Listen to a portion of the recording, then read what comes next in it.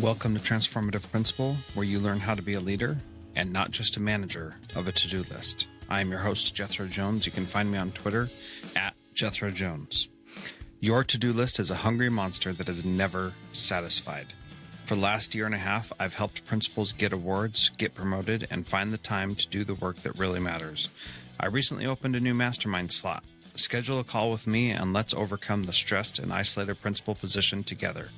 Go to the show notes for this episode at transformativeprincipal.org and click Schedule a Call with Jethro.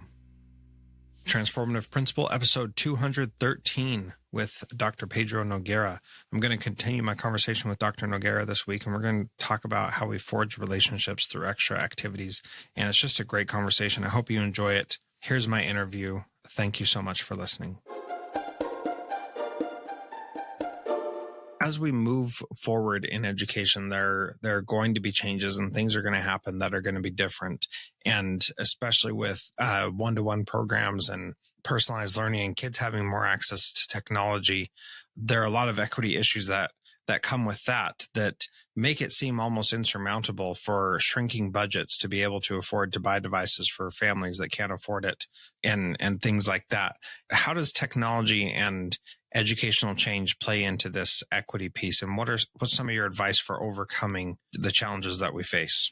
Well, once we have a partnership that's rooted in trust and respect, then we can have the hard conversations we sometimes have to have with parents. You know, there are a lot of parents who do things that actually hurt their children, letting them play too many video games or be on Facebook or whatever they're on Instagram late at night when they should be sleeping. And so if you have a relationship that's rooted in trust, you can talk to parents about things they can do to turn off the TV, limit access to the computer or to the smartphones so that the child is able to do the homework and get to bed on time. But you can only have conversations like that don't come off like a judgment if there's a real relationship that's based on trust. So, but we absolutely need to be able to let parents know, because many parents, they get no training on how to be a parent. And they may not realize that some of the things they're doing with their children are actually undermining them.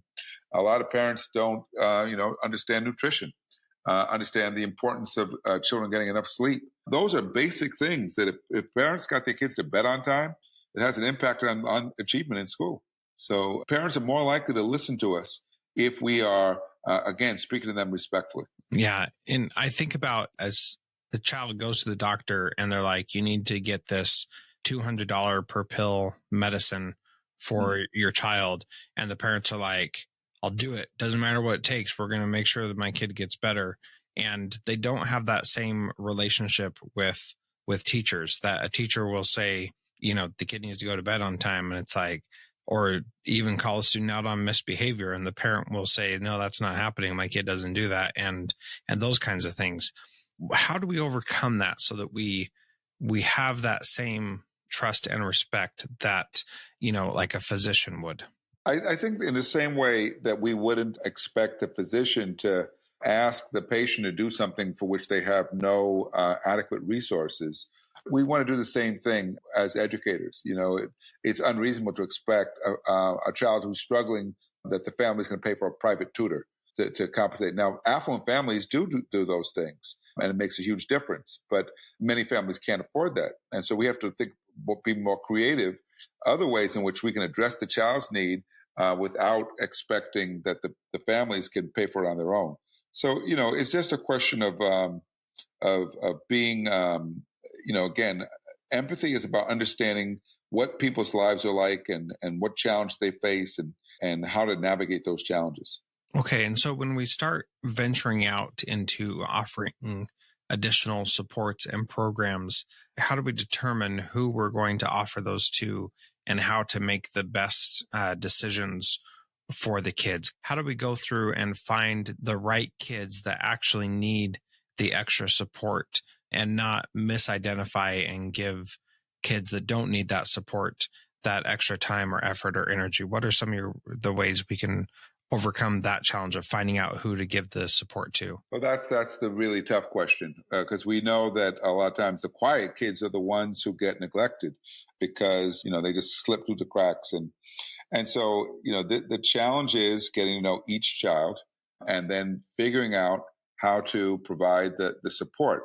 None of this is easy. But one of my former students, he was teacher of the year in math in the state of California. He's now an assistant principal at a high school in Sacramento. He's responsible for all 600 freshmen in the school. He meets with each student. By the second month of school, he's met with every single student in his cohort. He knows something about them. He tries to remember their names. He knows which ones are in difficult circumstances. He uses the information to help teachers help the kids. And it has an enormous impact because when kids are known, they behave differently. It's the anonymous kid that no one knows, that no adult is connected with. Those are the kids that usually slip through the cracks. That is such a neat experience. That's definitely somebody we'll have to connect on afterward and make sure that I get a chance to interview him as well, because taking that effort and time to sit down and meet with each kid really does make a difference. And I love that idea that you said that when kids are known, they behave differently. And I can't remember if it was you that said it or somebody else, but at the conference, somebody mentioned that if you say hello to someone by name, that may be the first time they hear their name that day or something along those lines. And just recognizing how much people appreciate being known personally is really important. And that can't be overstated, I don't think. Absolutely. That sense of belonging that is so essential for kids and their success. We've known for many years, for example, that kids who are involved in music, in sports, in theater, they do much better in school than the kids who are not involved. And part of it is because of the relationships they're forging through those activities. There are ways in which we can create an environment where not only are kids known, but where they feel connected and they feel like they're part of a community. Yeah. So my question to that then is, how do we figure out how to get kids involved in something? And to me, that seems like the real area where, when I interviewed Seth Godin for this podcast, he used the term enrollment. How do we get kids truly enrolled? And we do that by making them a part of the community. And how do we find their gifts or talents or abilities that give them a place to shine? I got an email from a parent who said that, he didn't like one of the things we were doing. And I said, my goal at our school is to find the way that every kid can shine and be their unique self. How do we find those things and incorporate those into what we're doing at school? It seems like sports are easy, but the other things are not so easy. No, that's true. And not all kids like sports. Johns Hopkins University developed something called the Talent Development High School. And I encourage the listeners to check it out. And Robert Belfans at Johns Hopkins has done similar work. And what they do in these schools that they're developing is they start there's an intake for every student when a student starts a school. And one of the things is an interest inventory, and they find out what the student is interested in. And that can serve as the basis for connecting kids and their interests to what the school has available. And if it's not available, kid is interested in Frisbee and there's no Frisbee team, let's create one. Let's get some other kids who want to do Frisbee. But it also gives you some basic information about a student so that we can begin to know who they are and how to support them. So there are tools we can use that help. If you showed up at a hospital, they wouldn't just assign you a bed.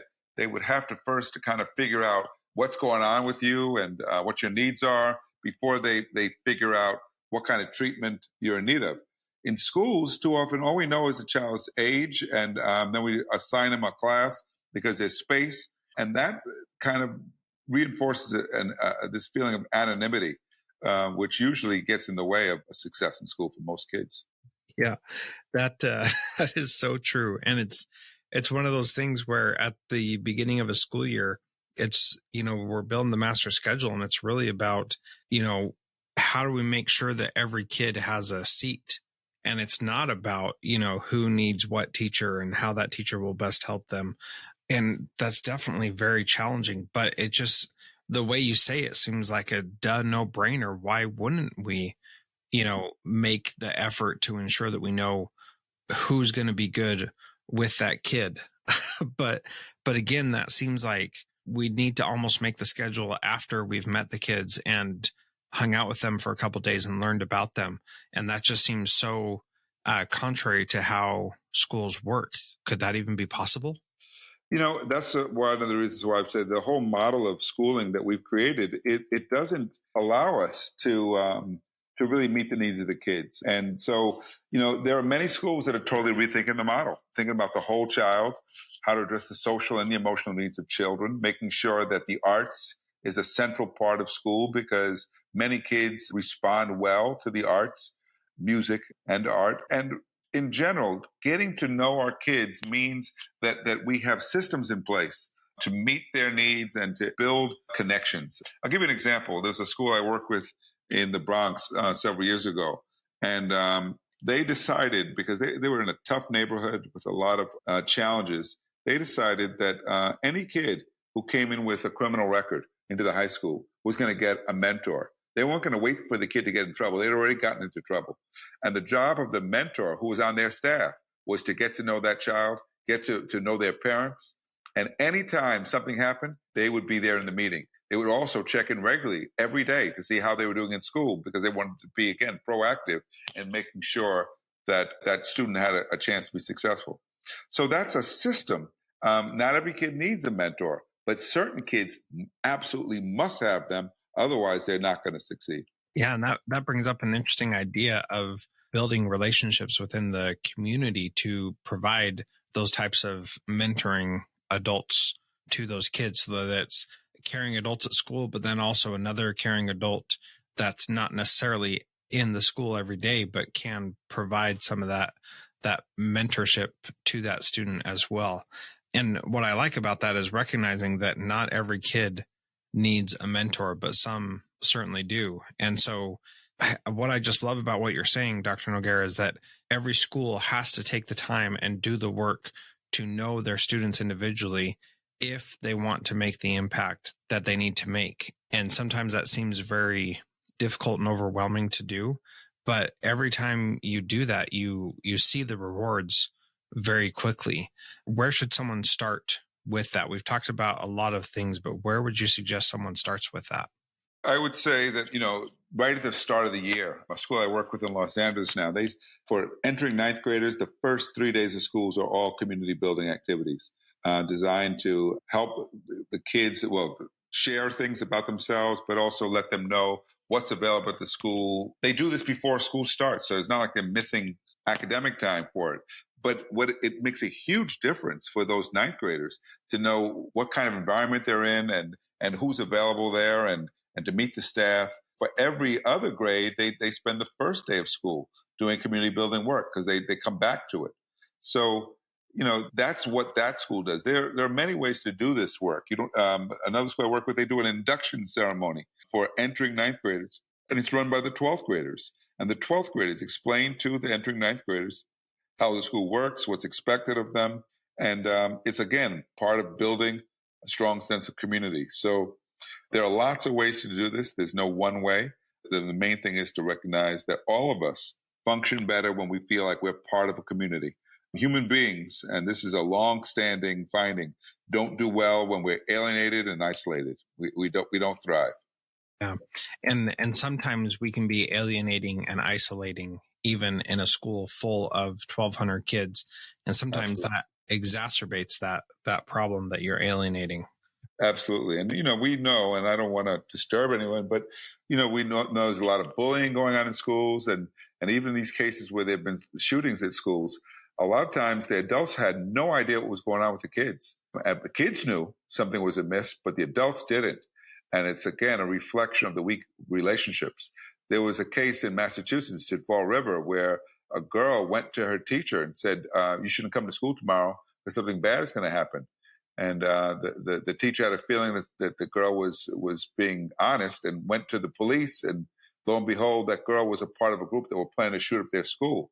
So relationships save lives. Relationships are critical for safety in schools. And so this is not something that we should treat lightly.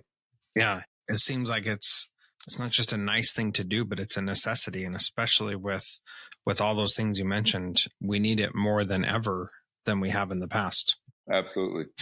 So I want to wrap up and kind of sum up what we're talking about here by asking my final question, which is, what is one thing a principal can do this week to be a transformative leader like you?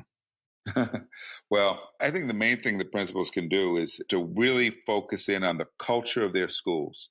Again, that's one part that we know has a huge impact on student achievement and ultimate outcomes for kids. And culture is about values. It's about the norms that are present within a school. It's about the way people are treated every day. And as a leader, principals play a major role in shaping that culture. And you do that by developing a vision and sharing that vision with your staff and getting their input into that vision. And, from there, developing a plan to start to create a culture that affirms the importance of children and their education. So I would really encourage the principals out there to not ignore culture. You get all the technology you want, but if you don't improve the culture, nothing's going to change. Yeah, that is so true.